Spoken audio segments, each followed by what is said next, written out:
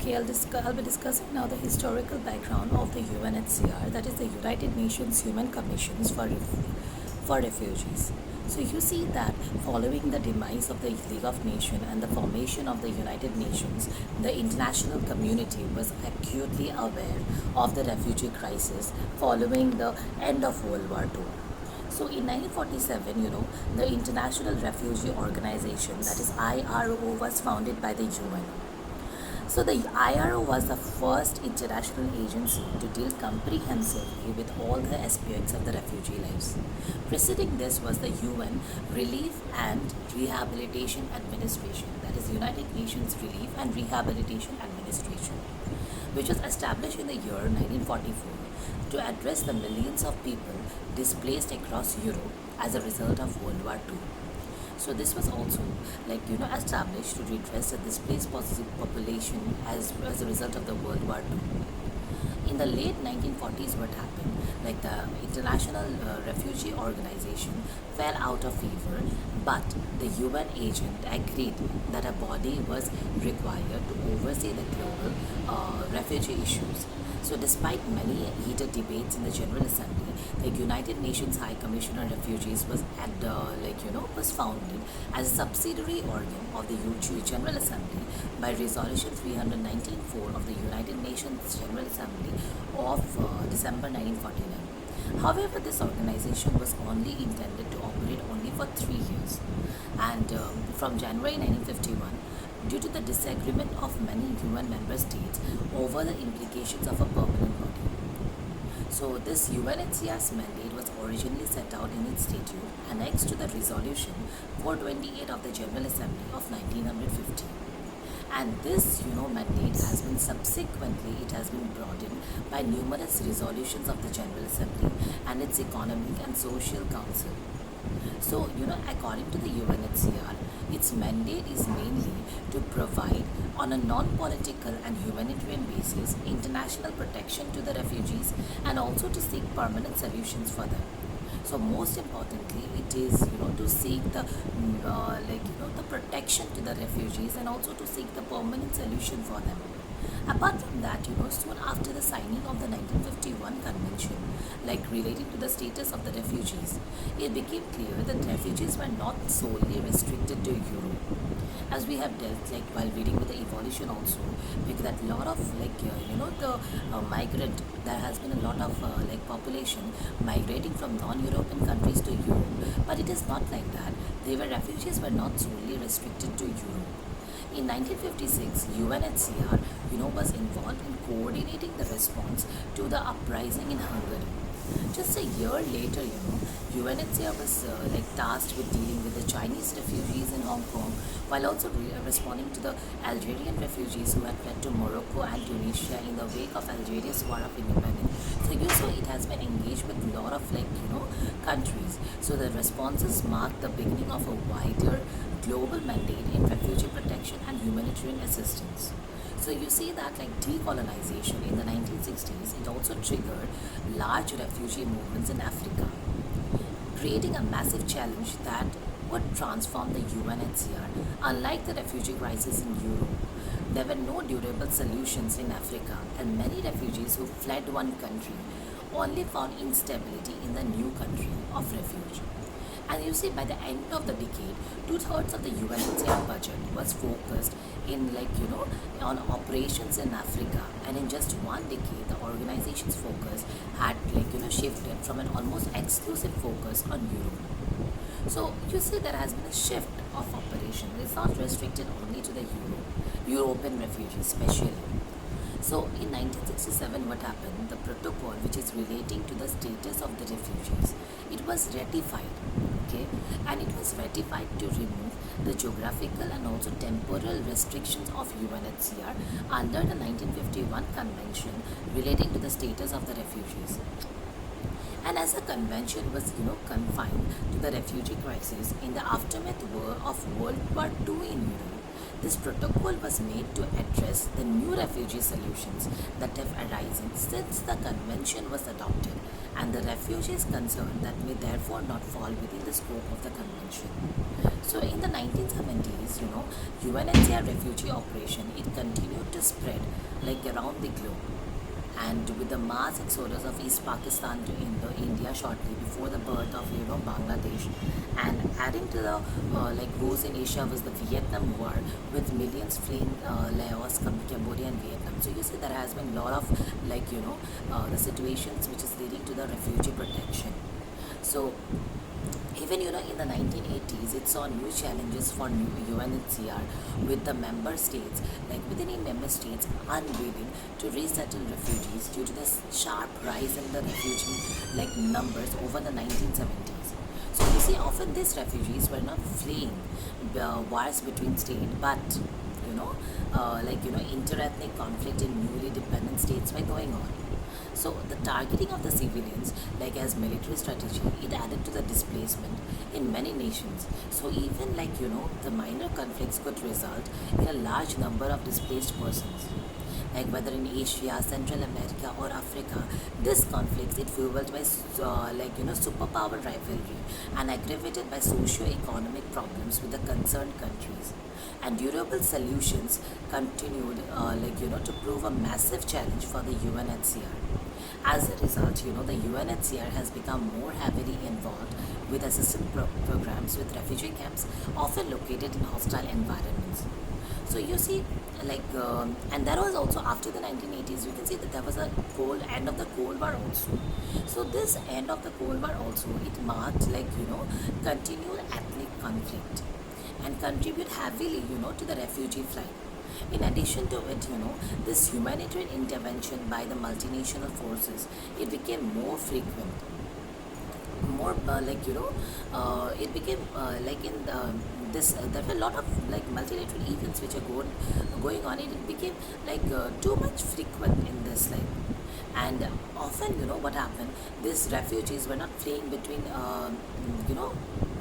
what happened in Asia, Central Africa, and also this conflicts it fueled by superpower rivalry, and they were aggravated by socio-economic problems with the concerned countries.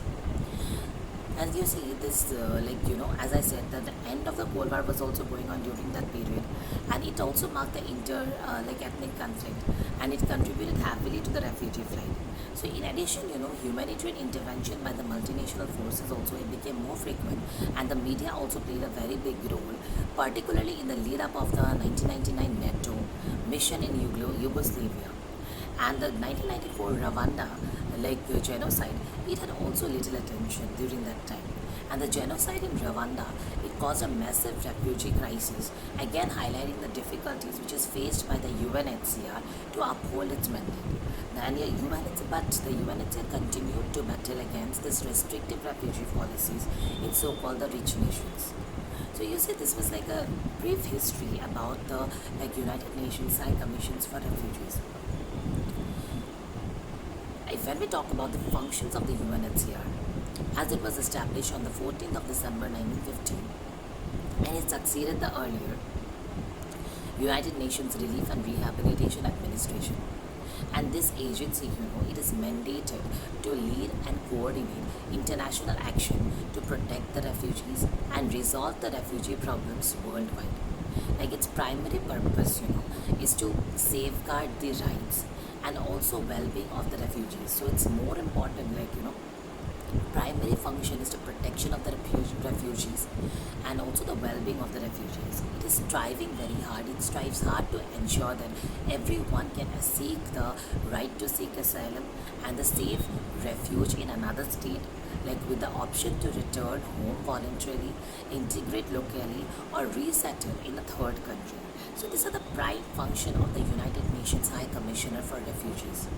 And UNHCR's mandate has gradually, it has expanded to include the protecting and providing the humanitarian assistance to whom it described as other persons of concern, including it's not only concerned with the refugees but also with the internally displaced person who would fit the legal definition of a refugee under the 1951 Convention relating to the status of refugees and 1967 Protocol and 1969 Organization for African Unity Convention or some other treaty if they left their country but who presently remain in the country of origin. So you see that like UNHCR has major, missions in Lebanon, South Sudan, like you have got the Democratic Republic of Congo, Iraq, Afghanistan, as well as Kenya, to assist and provide assistance, to internally displaced persons and refugees in camps and also urban settlings. So you see that UNHCR maintains a database of refugee information progress which was created during the Kosovo War in the 1990s. So it also maintains a database. That database today contains data of over 10 million refugees or about 11% of all the displaced persons globally. And the database contains biometric data including the fingerprints, the iris scans, and is also used to determine the aid and distribution for the reciprocals. And the results of using the biometric verification has been very much successful. And when introduced in the Kenyan refugee camps of Kakuma and Dadaab in the year 2013, the UN World Food Program was able to eliminate around 1.4 million in waste and fraud. So you see, like the UNHCR, it engages in activities both in the countries of interest and in countries with donors. And this includes hosting expert roundtable to discuss issues which is concerning to the international refugee community. Now there are certain mandate of the different refugees, like the Palestinian refugee mandate. As you know, that UNHCR is not related to the Palestinian refugees as they are governed by the UN Relief and Work Agency for the Palestinian refugees in North East, and it has a wider definition of refugee than the UNHCR, as it includes, the patrilineal descendants of the refugees resulting from the 1948 Arab-Israeli War and refugees who met the UN Relief and Work Agency for the Palestinian refugees definition are ineligible for assistance in the UNHCR. Moreover, you see, several, there are a lot of public awareness and the future of the relating to the future of refugees. There have been several new programs have been recently introduced to support and to heighten awareness of the issues which is faced by the refugees around the world. And these two new programs are like the benchmarks set out by the United Nations Millennium Development Goals. So the UNHCR work in different regions of the world to raise awareness about the refugee crisis and the needs of these refugees. And since 2009 itself, the UNHCR acknowledged, a large presence of migration and refugees in the Caribbean, where the refugee crisis remained largely unreported itself. And the issue issue stems from refugees who, instead of applying to the UNO, it improperly searched for asylum in the US, ultimately it failing to reach the destination and remaining in the Caribbean. However, migrant laws in most of these nations lacked any precaution or protection for the asylum seekers, like including the ability to recognize as such. In response, the United Nations High Commission for Refugees, it organized talks with these nations in Costa Rica in 2009 and seeking to address the lack of protection for the refugees and also their prosecution as unauthorized migrants. A refugee seeker applies through the UN for placement and an asylum seeker seeking within the country in which asylum is sought. So this is why some countries label refugees as illegal when they did not apply to the UN for placement and enter the country unlawfully. So the UNHCR is working in this field continuously so that they can get at least the basic protection and also there will not be like injustice to those people too. In 2007, United Nations High Commissioner of Refugees offices in Canada, it launched an aggressive media campaigns to shed light on the plight of refugees. And the campaign was meant, to humanize the refugee crisis by showing the refugees living in the midst of disturbing conditions. Using emotional appeals to raise public opinion, awareness, the campaign hoped to increase, the interest of particularly 30 to 45-year-old professionals who were generally well educated, well read, but not had direct experience or knowledge of the refugee issues. So in Ireland, UNHCR works to inform the public through different channels. The UNHCR in Ireland, actively pursues media relations, and they supply the media with accurate and reliable information coupled with our unique insight based on refugee protection, made it enroll as one of the world's leading humanitarian agencies. And it also engages its community by holding, public events in aim of informing people of current, refugee crisis. One of them is the annual UNHCR, Fair Play Football Cup. And moreover, the UNHCR also was prominent in, helping the Syrian refugees in Lebanon. When the Lebanese government was unable to withstand the influx of the refugees, the UNHCR stepped in, and it eased the displacement of the refugees, mainly by offering food and healthcare. And they also help, register the refugees so they could not be considered as illegal in the eyes of the Lebanese government. Okay. Moreover, you see, there's cooperation with the United Nations also, because as UNHCR is a program which is governed by the United Nations General Assembly and the UN Economic and Social Council.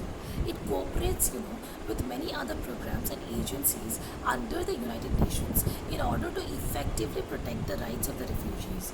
On 19th of December 2016, United Nations General Assembly, it hosted the UN Summit on Refugees and Migrants, a high-level summit to address the large movement of refugees and migrants with the aim of bringing countries together behind a more human and coordinated approach.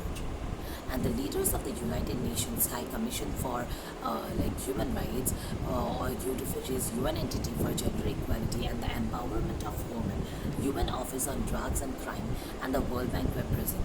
And this summit, it addressed the root cause and drive for the migration and the necessity of the global cooperation. So they were, very much interested in discussing the root cause, also finding solutions for it, and the necessity of global cooperation. And as a result of this summit, the United Nations, it unveiled a draft set of principles, that urge the international community to build up, to build the momentum which is set by the adoption of the New York Declaration for the Refugees and the Migrants in the year 2016. So the main purpose was that, specifically, the 20 draft principles is focused on human rights, non-discrimination, rescue and assistance, access to justice, then border governance, returns, violence, detention, family unit, child migrants, right to health, adequate standard or living, decent work, right to education, right to information, monitoring, accountability, migrants' human rights, defenders, data and international cooperation. And 20th September 2016, the UNHCR, it partnered with the UN Food and Agricultural Organization in Tehran for the solution strategy for the Afghan refugees. So, food and agricultural organizations, it highlighted the contributions to be made by the food and agriculture organization towards objectives on livelihood related activities during the time of including the livestock and fishery initiative as well as nutritional projects in Iranian schools. Then Food and Agricultural Organization and UNHCR are committed, to increasing refugees' access to livelihood opportunities and reducing the dependency on the humanitarian aid. Of late, a joint livelihood strategy for the South Sudan was launched, looking to address this issue with a clearly defined action plan. and the strategy towards both the refugees and the local communities and refugee hosting areas across the country. So you see how the UNHCR is working, is striving hard to have a global cooperation and also to deal with every aspects of the problems which are dealt on by the refugees. Moreover, the UNHCR also has provided achieved a lot of efforts for its work, and since 1954, the UNHCR Nansen Refugee Award has been annually awarded, to a person or organization in recognition of outstanding services into the cause of refugees, displaced, or stateless people. And UNHCR, as it was awarded by the Nobel Peace Prize in 1954 and 1981. It was also awarded the Indira Gandhi Prize in 2015. And in 1991, it was awarded with the prestigious Prince of Australia Awards for International Cooperation. So these are basically certain recognition which is given to the UNHCR. Moreover, there are certain persons who are of concern to UNHCR, like the UNHCR's Media Trends report of June 2015, reported it an unprecedented, around 57 million individuals falling under its mandate. The sharp increase was mainly attributed to the Syrian civil war, with the outbreak of the armed crisis or the deterioration of ongoing ones in the countries like Afghanistan, Burundi, Democratic Republic of Congo, Mali, Sudan, and Ukraine. So, this poses of concern, especially for the UNHCR, is the migrants, the refugees, the asylum seekers. So, this is some sort of brief discussion about the UNHCR. There is and there are around the regarding the staffing also, there are around 16 as of 9 November 2018, the statistics provide that UNHCR has employed a staff of 16,765 people in 138 countries.